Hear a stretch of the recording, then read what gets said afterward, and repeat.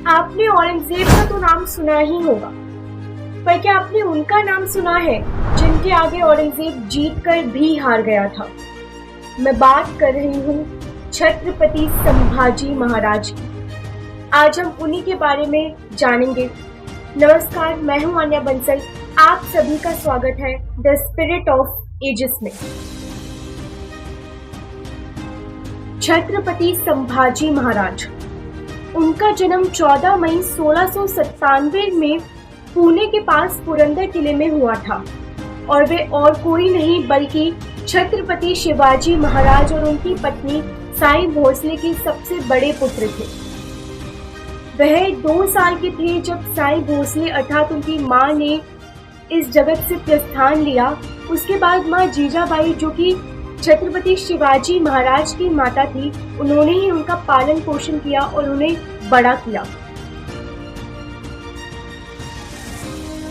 अगर हम उनके जीवन की बात करें तो उनका जीवन बड़ा लाजवाब था, क्योंकि उन्होंने बहुत सारी ऐसी चीजें सीखी जो कि बड़े बड़े लोग भी नहीं सीख सके।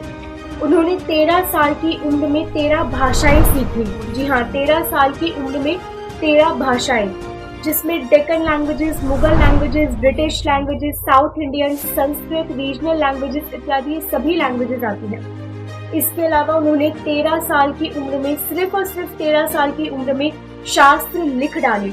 उन्होंने नायिका, भेद, सात, शतक, बुद्धि भूषण, नक्षिका इत्यादि शास्त्र लिखे सिर्फ 13 साल की उम्र में। इसके अलावा उन्होंने गणपति का अद्भुत गुणगान किया और रायगढ़ के किले के बारे में भी बहुत चर्चा की। वह घुड़सवारी, तलवारबाजी, तीरंदाजी, पहलवानबाजी इत्यादि में माहिर थे। वह शस्त्र और शास्त्र का एक बहुत ही रेयर कॉम्बिनेशन थे, क्योंकि अगर आप इतिहास को उठा करके देखेंगे तो या तो कोई शस्त्रों में बहुत महान होगा या तो कोई शास्त्र पढ़ने और लिखने में बहुत महान होगा, पर वह दोनों ही थे। जब वह 9 साल के थे तब वह अपने पिता छत्रपति शिवाजी महाराज के साथ मुगलों से बातचीत करने के लिए 1650 किलोमीटर दूर आगरा गए थे घुड़सवारी करके। इसके अलावा उन्होंने अपना पहला युद्ध रामनगर में लड़ा था, जिसमें वह जीते थे। तब वह 16 साल की उम्र के थे और उन्होंने अपना वह युद्ध 60 किलो की तलवार से लड़ा था। इसके अलावा जैसे चंद्रगुप्त के साथ चाणक्य थे उनके एडवाइजर, वैसे ही उनके साथ थे कवि कलश, जो कि वक्त वक्त पे उन्हें अपनी कविताओं से मोटिवेट करते थे, उन्हें एडवाइस देते थे कि उन्हें क्या करना चाहिए। 1681 में जब वह सिर्फ 23 वर्ष के थे तब शिवाजी महाराज वीर गति को प्राप्त हुए और उसके बाद उन्होंने पूरा मराठा साम्राज्य संभाला और वह मराठा साम्राज्य के दूसरे छत्रपति कहलाए। उन्होंने 9 साल में 120 युद्ध लड़े।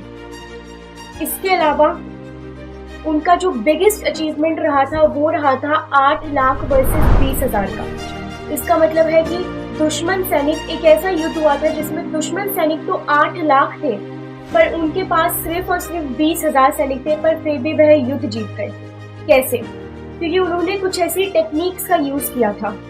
वह युद्ध जिस जगह पे लड़ा गया था वह जगह काफी बड़ी थी, पर वहां पे आने जाने का एक पतला सा रास्ता था, क्योंकि वह जगह पहाड़ों के बीच में थी। उनकी सेना पहाड़ों की या उस रास्ते की इस तरफ थी और दुश्मन सैनिकों की सेना दूसरी तरफ थी। दुश्मन सैनिकों के पास हाथी, घोड़े, तीर इत्यादि बहुत से अस्त्र शस्त्र और काफी सारी चीजें थी लड़ने के लिए, तोपें थी, पर वो सब चीजें उस पतले रास्ते में से जा नहीं सकती थी। उसमें थोड़े ही सैनिक जा सकते थे। थोड़े थोड़े करके सैनिक आते गए और संभाजी महाराज के सैनिक उन्हें मारते गए। इस तरह से उन्होंने 20,000 सैनिकों के साथ 8 लाख सैनिकों का सफाया किया। इसके अलावा उनकी जो टेक्निक्स थी वो भी काफी अलग थी। जैसे उन्हें पता था कि उनके राज्य में पैसे की बहुत कमी है, फाइनेंशियली दिक्कत थी, तो उन्होंने युद्ध लड़ने के लिए क्या किया, सभी मोचियों और दर्जियों को एकत्रित किया और उनसे कहा कि आप क्या कीजिए कि पेड़ों पे से रबड़ की छाल उतारिए, उनसे कपड़ा बनाइए और पेड़ों की छाल से आप बनाइए तीर। तीर के ऊपर हम लोग रबड़ लगाएंगे, रबड़ को हम लोग एक तरफ हम लोग तेल लगाएंगे और दूसरी तरफ लगाएंगे बारूद। क्योंकि रबड़ जलते नहीं है, इसलिए जब हम उस पे आग लगा के उसे कहीं दूर फेंकेंगे तो रबड़ जलेगी नहीं और जो बारूद होगा वो विस्फोट हो जाएगा। पर कहते हैं ना कि जिसकी शुरुआत होती है उसका अंत भी निश्चित होता है। उनका अंत हुआ था पर ऐसे नहीं हुआ था। उनका अंत हुआ था धोखेबाजी की वजह से। उनके बहनोई ने अर्थात उनके बहन के पति ने, क्योंकि उनकी बहन के पति को उनका साम्राज्य चाहिए था, मराठा साम्राज्य चाहिए था, पर उन्होंने नहीं दिया क्योंकि वह इस काबिल नहीं थी। इसलिए वह औरंगजेब के साथ मिल गए थे। उनका नाम था गुलोजी शिर्के। वह औरंगजेब के साथ मिल गए थे और एक सीक्रेट मीटिंग जिसमें औरंगजेब के खिलाफ काफी बड़ी प्लानिंग चल रही थी, वो सारी सीक्रेट मीटिंग उन्होंने जाके औरंगजेब को बता दी और औरंगजेब के 2000 सैनिकों ने संभाजी महाराज को पकड़ लिया। सोचिए, जो 8 लाख सैनिकों से नहीं हार सके वो मात्र 2000 सैनिकों से हार गए, सिर्फ और सिर्फ धोखेबाजी की वजह से। जैसे ही औरंगजेब के सिपाहियों ने उन्हें पकड़ लिया, वैसे ही औरंगजेब ने लोगों से कहकर उन्हें पत्थर मरवाया। उनके ऊपर पत्थर फिकवाने के साथ साथ उन्हें ऊंट से उल्टा टांग कर लाया गया औरंगजेब के महल तक। औरंगजेब ने उनसे बस 3 प्रश्न किए कि सबसे पहला मराठा साम्राज्य उनके हवाले कर दिया जाए, जितना भी आज तक उन्होंने धन दौलत लूटा है वो सब उनको वापस लौटा दिया जाए, और तीसरा प्रश्न कि वह धर्म परिवर्तन कर ले, अर्थात वह सनातन धर्म को छोड़ के इस्लाम धर्म को अपना ले। पर उन्होंने तीनों में से एक भी चीज नहीं मानी और वह अपने निश्चय पर अटल रहे। उनकी मौत इतनी दर्दनाक थी जिसकी कोई हद नहीं। उन्होंने और कवि कलश, क्योंकि उनके साथ कवि कलश को भी पकड़ा गया था, उन्होंने और कवि कलश दोनों ने अन्न जल का त्याग कर दिया था। और अन्न जल का त्याग करके औरंगजेब ने सबसे पहले उनके नाखूनों को उखड़वाया, बालों को कटवाया। इसके अलावा धीरे धीरे करके उनकी उंगलियों को कटवाना स्टार्ट किया। उंगलियों को कटवा कर उनकी पूरी की पूरी ऊपर से लेकर नीचे तक हेड टू टो स्किन छिलवाई गई। इस तरह से उन्हें इतनी दर्दनाक मौत दिलाई गई। उनके आंखों में जलते हुए रॉडे डलवाए गए, जिससे वह इन तीनों कामों को कर दे, अर्थात वे धर्म परिवर्तन कर ले, इसके अलावा वे पूरा राज्य औरंगजेब को दे दे। पर उन्होंने ऐसा नहीं किया। 40 दिन की इस दर्दनाक पीड़ा को झेलने के बाद औरंगजेब उनके पास आता है और कहता है, अगर मेरे 4 बेटों में से कोई भी तेरी तरह होता संभाजी, तो आज पूरे देश पर मुगलों का राज होता।